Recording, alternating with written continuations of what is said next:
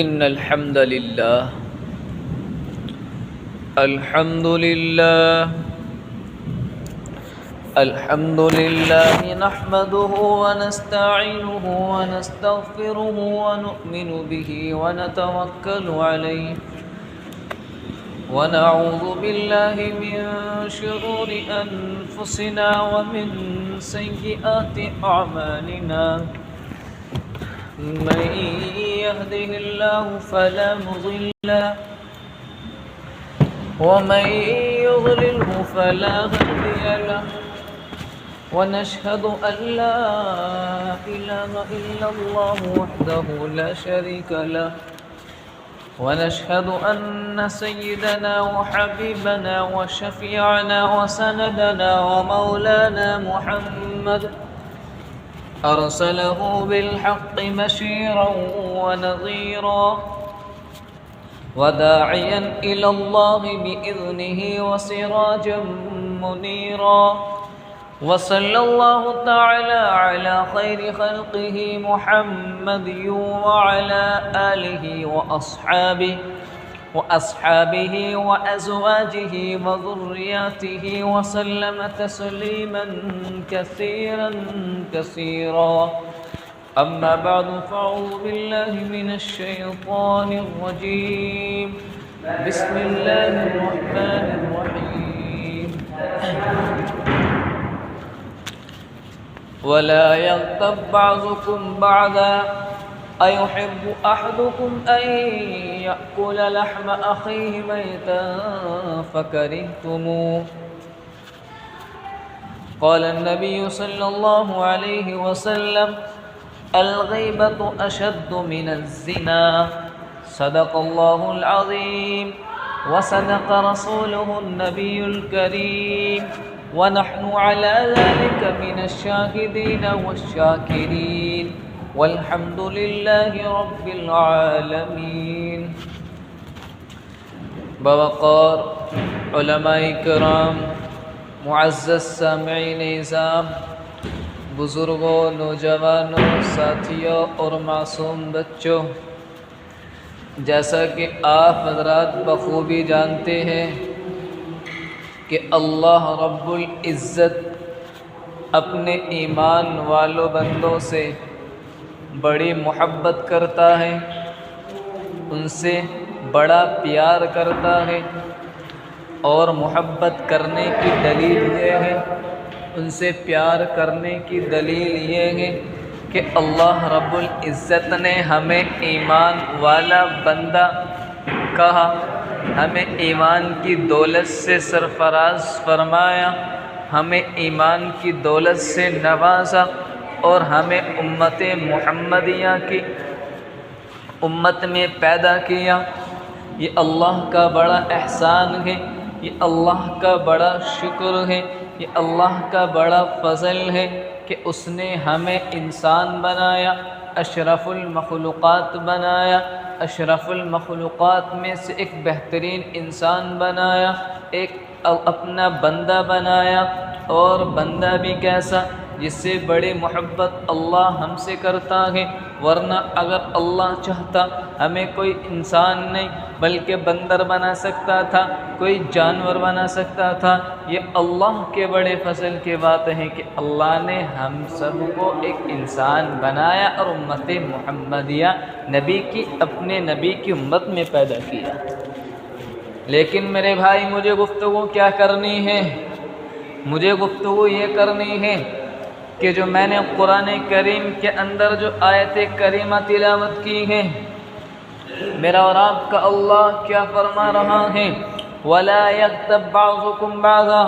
کہ تم ایک دوسرے کی برائی مت کرو، تم ایک دوسرے کی پیٹھ پیچھے برائی نہ کرو، تم ایک دوسرے کی غیبت نہ کرو۔ أَن يَأْكُلَ لَحْمَ أَخِيهِ مَيْتًا فَكَرِهْتُمُوهُ، ارے تم میں سے کون چاہتا ہے کہ اپنے بھائی کا مرے ہوئے کا گوشت کھائے؟ کہ تم میں سے کوئی پسند کرتا ہے کہ تم میں سے اس کو گوارا کرتا ہے کہ تم اپنے مرے ہوئے بھائی کا گوشت کھاؤ؟ جب تم یہ پسند نہیں کرتے کہ تم اپنے مرے ہوئے بھائی کا گوشت کھا سکو، پھر تم کیوں کیوں دوسروں کی برائی کرتے ہو؟ پھر تم کیوں کسی کی غیبت کرتے ہو؟ اے اللہ کے نیک بندے، اس لیے فرمایا میرے اللہ نے کہ تم ایک دوسرے کی غیبت مت کرو۔ کیا فرمایا اللہ نے؟ ایک دوسرے کی غیبت مت کیا کرو۔ یہ غیبت کیا لفظ ہے؟ غیبت کے معنی کیا ہے؟ غیبت کسے کہا جاتا ہے؟ غیبت کہا جاتا ہے کہ ایک دوسرے کی پیٹھ پیچھے برائی کرنا۔ ہاں، ایک دوسرے کی پیٹھ پیچھے غیبت کرنا، اس کی برائی کرنا، اس کو غیبت کہا جاتا ہے۔ اسی طریقے سے ایک صحابی نے اللہ کے نبی کی خدمت میں حاضر ہوئے اور انہوں نے سوال کیا، اللہ کے نبی غیبت کسے کہا جاتا ہے؟ غیبت کیا ہے؟ تو اللہ کے نبی نے جواب میں ارشاد فرمایا، اے میرے صحابہ، غیبت اسے کہا جاتا ہے کہ کسی کی برائی کو ایسے انداز میں پیش کرنا، کسی کی برائی کو اس کی پیٹھ پیچھے ایسے انداز میں بیان کرنا کہ اگر اس کو معلوم ہو جائے کہ اس کا تذکرہ فلاں مجلس میں ہو رہا تھا، اس کی برائی فلاں مجلس کے اندر کی جا رہی تھی، یعنی ایسے انداز میں اس کی برائی کرنا، اگر اس کو معلوم ہو جائے، اس کو برا لگے، اس کو تکلیف پہنچے، اس کو غیبت کہتے ہیں۔ اسی طریقے سے ایک صحابی نے اللہ کے نبی سے، اسی صحابی نے جواب میں فرمایا، اللہ کے نبی، اگر وہ غیبت، اگر وہ برائی اس انسان کے اندر موجود ہو، پھر کیا اس کے معاملے میں آپ ارشاد فرماتے ہیں؟ تو اللہ کے نبی نے جواب دیا، اے میرے صحابہ، اگر اس کے اندر وہ برائی موجود ہے تو یہی تو غیبت ہے، اسی کو تو غیبت کہا جاتا ہے۔ لیکن اگر اس کے اندر برائی موجود نہیں ہے تو یاد رکھنا، یہ غیبت نہیں بلکہ یہ بہتان ہے، یہ جھوٹ ہے کہ تم نے اس پر ایک بہتان باندھا ہے جو غیبت سے بھی بڑھ کر کے گناہ ہے۔ اس لیے میرے بھائی، اس نے اللہ رب العزت قرآن کریم کے اندر ارشاد فرماتا ہے، وَلَا يَغْتَبْ بَعْضُكُمْ بَعْضًا، کہ تم ایک دوسرے کی غیبت مت کرو۔ جب تم یہ پسند نہیں کرتے کہ تم اپنے مرے ہوئے بھائی کا گوشت کھانا پسند نہیں کرتے، تم غیبت کیوں کرتے؟ لیکن آج ہمارا کیا حال ہے؟ ہماری مجلسوں میں، ہمارے محلوں میں، ہمارے پڑوسیوں میں، خاندان میں، گھروں میں غیبت اتنی عام ہو چکی ہے کہ اگر میں اور آپ کسی کی اچھائی کریں یا تعریف کریں تو تعریف کرتے کرتے اس کی برائی کرنے پر آ جاتے ہیں، اس کے عیوب پر دھیان دیتے ہیں، اس کی اچھائی کو تلاش نہیں کرتے، اس کی غیبت پر دھیان دیتے ہیں، اس کی غیبت کرتے ہیں۔ حالانکہ غیبت کرنا اتنا بڑا سخت گناہ ہے، اتنا بڑا سنگین گناہ ہے کہ جس کو کہ فرمایا کہ ایک کوئی شراب پینے والا انسان ہو، کوئی شراب کا عادی ہو، شراب کا عادی ہو، جوا کھیلنے کا عادی ہو، زنا کا عادی ہو، اگر وہ اللہ سے توبہ کرے، اللہ سے سچی توبہ کرے، اللہ اس کو معاف کر سکتا ہے، اللہ اس کی توبہ کو قبول کر کے اس کو معاف کرنے کے لیے تیار ہے۔ لیکن اگر یہی غیبت کرنے والا اللہ سے توبہ کرے کہ اللہ میں غیبت نہیں کروں گا، تو میرا اللہ اس کو معاف نہیں کر سکتا تب تک وہ اسی سے جا کر کے معافی نہ مانگے جس کی اس نے برائی کی ہے، جس کی اس نے غیبت کی ہے، تب تک میرا اللہ اس کو معاف نہیں کر سکتا، کیونکہ یہ غیبت حقوق العباد میں سے ہیں، یہ بندوں کے حقوق ہیں۔ تو غیبت جس کی اس نے کی ہے اسی سے معافی مانگنی پڑے گی، جب جا کر کے میرا اللہ اس کو معاف کرے گا۔ لیکن آج میں اور آپ کوئی ان چیزوں کا خیال نہیں کرتے، حالانکہ غیبت کو زنا سے بڑا سخت کہا، زنا سے بڑھ کر کے گناہ کہہ دیا، الغیبۃ اشد من الزنا، کہ غیبت تو زنا سے زیادہ سخت ہے۔ لیکن آج میں اور آپ کہاں ان باتوں کا خیال کرتے ہیں، ہر کسی کی غیبت کرتے ہیں۔ حالانکہ اللہ کے نبی نے فرمایا، ارے جب تم دیکھو کسی مجلس کے اندر، کسی محفل کے اندر کسی کی برائی ہو رہی ہے، تو تمہارے اندر طاقت ہو تو اس کو روکے کہ برائی نہ کر، اگر وہ نہ مانے تو وہاں سے اٹھ کر کے چلا جا، ورنہ اگر تو اسی مجلس کے اندر رہے گا، اگر تو اسی مجلس کے اندر اس کی برائی کو سنتا رہے گا تو تجھے اس غیبت کو سننا بھی تیرے لیے حرام ہے، تو بھی غیبت کرنے والوں میں شمار ہوگا۔ لیکن اگر تو طاقت نہیں رکھتا، تیرا حق یہ بنتا ہے کہ تو وہاں سے اٹھ کر کے چلا جا۔ اسی طریقے سے اور روایتوں کے اندر آتا ہے ایک مرتبہ حضرت انس بن مالک رضی اللہ تعالی عنہ وہ فرماتے ہیں اللہ کے نبی کی خدمت میں 10 سال رہے،